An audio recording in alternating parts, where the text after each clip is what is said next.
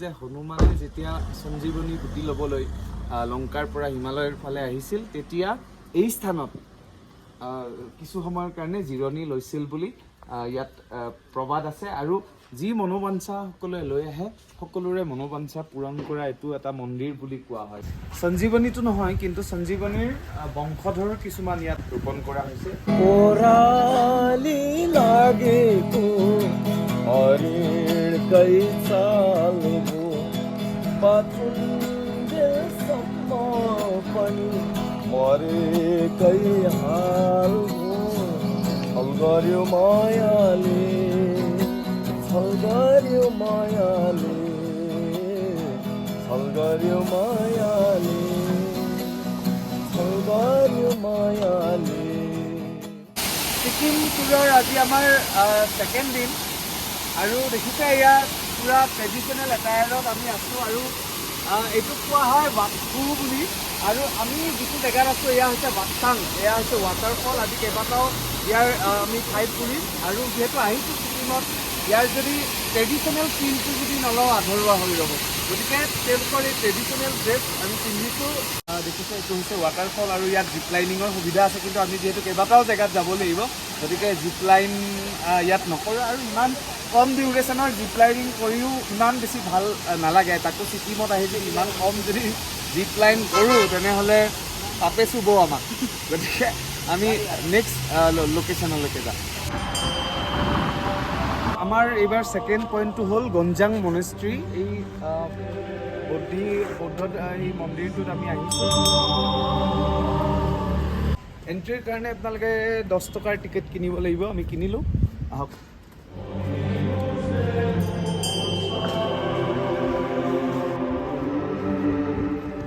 ছিকিমততো majority হিন্দুৱে পাব কিন্তু সেকেন্ড হাইয়েষ্ট মেজৰিটি বুদ্ধিষ্টসকল আছে আৰু তেওঁলোকৰ যিবিলাক মনেষ্ট্ৰী আছে বিশেষকৈ তাৰ যিবিলাক ডিজাইনবোৰ বহুত কষ্ট কৰি বনোৱা, বহুত ধুনীয়াকৈ বনোৱা।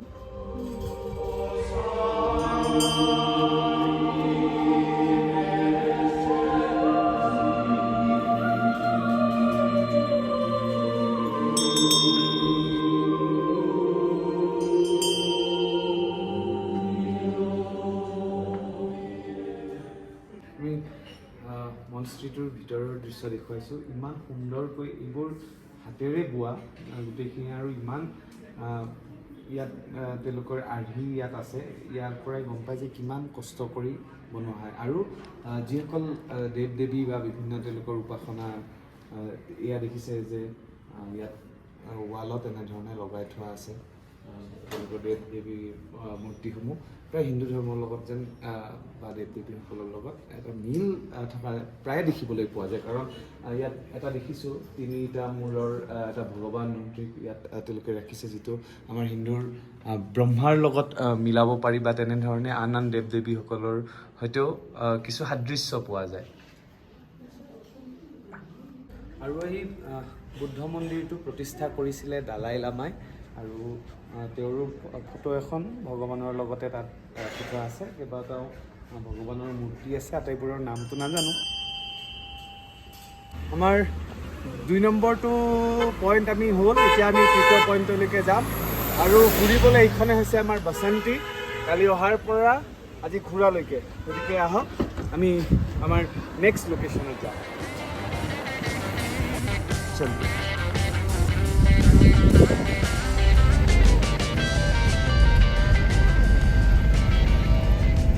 গেংটক চিটিৰ পৰা 11 কিলোমিটাৰ দূৰত আছে হনুমানটক আৰু এই হনুমানটকৰ কেইবাটাও বিশেষত্ব আছে। ভূপৃষ্ঠৰ পৰা 7200 ফুট উচ্চতাত আছে এই হনুমানটক মন্দিৰটো, যিটো আৰ্মিৰ ব্লেক কেট ডিভিজনৰ জৰিয়তে ইয়াৰ সকলোখিনি মেইনটেনেঞ্চ কৰা হয়। আৰু এটা বিশেষত্ব এয়া এই হনুমানটকৰ যে ইয়াৰ পৰা কাঞ্চনজংঘাৰ ভিউ দেখিবলৈ পোৱা যায়। আৰু তাতকৈ ইম্পৰ্টেণ্ট কথাটো হৈছে যে হনুমানে যেতিয়া সঞ্জীৱনী গুটি ল'বলৈ লংকাৰ পৰা হিমালয়ৰ ফালে আহিছিল তেতিয়া এই স্থানত কিছু সময়ৰ কাৰণে জিৰণি লৈছিল বুলি ইয়াত প্ৰবাদ আছে আৰু যি মনোবাঞ্ছা সকলে লৈ আহে সকলোৰে মনোবাঞ্ছা পূৰণ কৰা এটো এটা মন্দিৰ বুলি কোৱা হয়। গতিকে এয়া দেখিছে যে হনুমানে পাহাৰ দাঙি থকা সেই দৃশ্যটো মন্দিৰৰ তলতেই এনেধৰণে ৰাখি থোৱা হৈছে। আৰু ওপৰলৈ আমি যাম আৰু ওপৰলৈ ইয়াত দেখিছে যে এণ্ট্ৰিত দেখিছে হনুমান টক বুলি লিখা আছে, তাৰ ওপৰত এটা ক'লা মেকুৰী এটা আছে, সেইটো হৈছে আৰ্মিৰ ব্লেক কেট ডিভিজনৰ চিম্বল। আৰু ইয়াৰ পৰা আমি কাঞ্চনজংঘাৰ ভিউ দেখিবলৈ পাম, গতিকে আহক আমি দেৰি নকৰোঁ।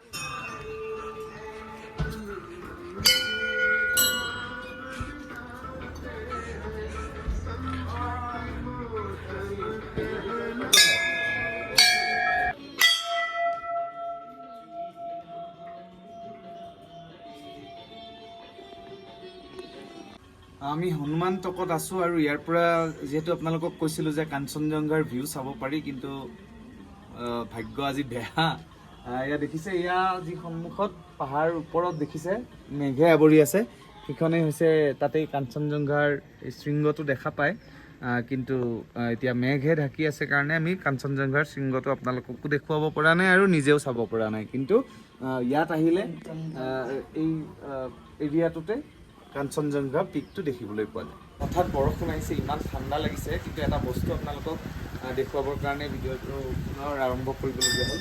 এখন উদ্যান আছে, নাম দিয়া হৈছে সঞ্জীৱনী, আৰু ইয়াত কেইবা ধৰণৰ ইয়াত ঔষধি দেখিছে, ঢেৰেকনিৰ শব্দ, ঔষধি গছ ইয়াত আছে। আৰু ইয়াত কোৱা হৈছে যে সঞ্জীৱনীটো নহয়, কিন্তু সঞ্জীৱনীৰ বংশধৰ কিছুমান ইয়াত ঔষধি গছ ইয়াত আৰ্মিৰ ফালৰ পৰা ইয়াত ৰোপণ কৰা হৈছে। নাম ইয়াত এইবোৰৰ দিয়া হৈছে। আমি চালোঁ সঞ্জীৱনী ইয়াত আমি কিবা পাওঁ নেকি, কিন্তু সঞ্জীৱনীটো ডাইৰেক্ট নাই।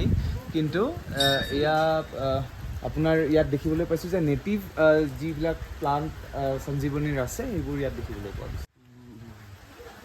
আপোনালোকক মন্দিৰটো দেখুৱালোঁ আৰু ক'লোঁ যে ব্লেক কেট ডিভিজনৰ দ্বাৰা এইটোৰ মেইনটেনেঞ্চ কৰা হয়, গোটেইখিনি তেওঁলোকৰ তত্বাৱধানতে আছে। আৰু এখন কেণ্টিন এখন ইয়াত আছে, ইয়াত বিশেষকৈ ডোচা, ইয়াত খুব সুস্বাদু ডোচা পোৱা যায়। আৰু একে আৰ্মিৰ জোৱানসকলে ইয়াতে আছে আৰু তেওঁলোকে ইয়াত বিক্ৰী কৰি আছে। বৰষুণ দিছে, ইমান ঠাণ্ডা ঠাণ্ডা লাগিছে, গতিকে আমি চাহ অলপ টেষ্ট কৰিম। আৰু ডোচা যিহেতু শুনি আছোঁ, ডোচাও আমি খাই চাম। আমাৰ ডোচা আহি গ'ল, প্ৰথমতে অকণমান টেষ্ট কৰি লওঁ।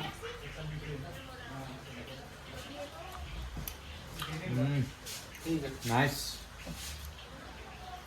হঠাতে বতৰ ইমান চেঞ্জ হৈ গ'ল, পূৰা বৰষুণ, আৰু আমি ঠাই ঘূৰিবলৈ গৈ গৈ গৈ বৰষুণৰ কাৰণে আহি ৰুম পালোহি।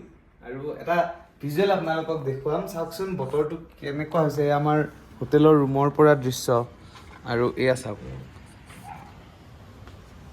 এইবোৰ পূৰা বগা হৈ আছে, এইবিলাক পূৰা বৰষুণ আহিছে এয়া। আৰু ইফালে বৰষুণটো লাহে লাহে আহি আছে,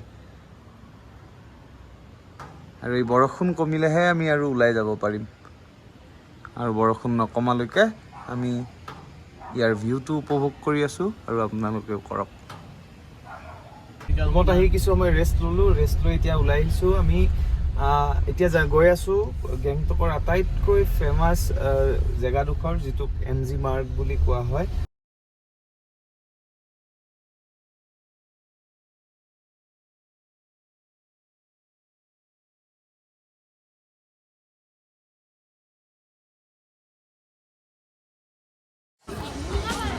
আৰু আমি আহিছোঁ MG মাৰ্গত।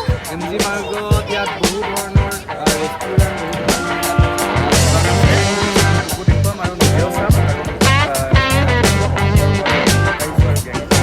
MG মাৰ্গ আটাইতকৈ ফেমাছ, আৰু যিয়ে আহে ছিকিমলৈ ফুৰিবলৈ বা গেংটকলৈ, ইয়াত কিছু সময় আড্ডা সকলোৱে দিয়ে, কাৰণ ইয়াত শাৰী শাৰী ইয়াত বহাৰ ব্যৱস্থা আছে, বেঞ্চ পাৰি দিয়া আছে।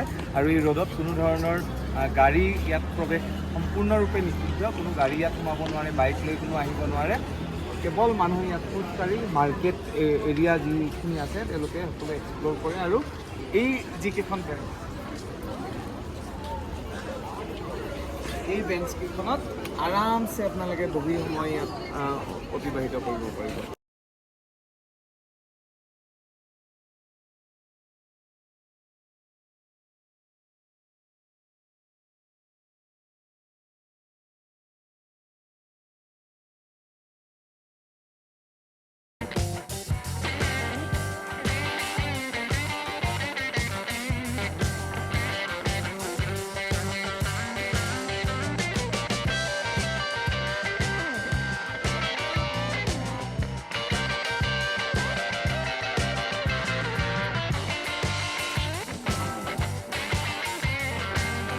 आलू चूड़ा है, आलू मिमी है, चटपटी है, आलू मामा है, फुचका है, गुपचुप है, दही फुचका, ये क्या है? फुचका, मीठा फुचका है, कौन सा खाइएगा? ये क्या है?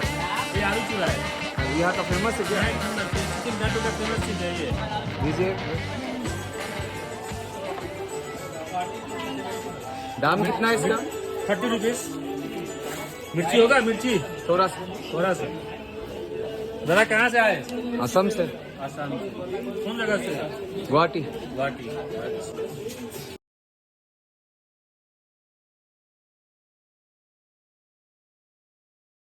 सब खुला खुला है, आप सामान यहीं छोड़ के जाते? चमका रहता है, वो अपने समझता है बात। कोई भी सामान आप रात लेके नहीं जाते? गेट बंद होता है ना। हाँ। MG মাৰ্গৰ পৰা আমি আহিছিলোঁ লাল মাৰ্কেট হয়, এইখন লাল মাৰ্কেট কেইবাটাও মহলাৰ এখন মাৰ্কেট আৰু মাৰ্কেটত ইয়াত সকলো ধৰণৰ গ্ৰ'চাৰী, ষ্টেচনাৰী, কাপোৰৰ দোকান, সকলো ধৰণৰ ফুটপাথৰ ইয়াত ষ্টলো আছে, সকলো ধৰণৰ দোকান আছে। ইয়াত দেখিছোঁ যে পাচলি সকলো ধৰণৰ দোকান, এখন ঘৰত লগা সকলোখিনি বস্তু আপোনালোকে লাল মাৰ্কেটত আহিলে। रसिछा मन मेरो गजलको माथि आशा किन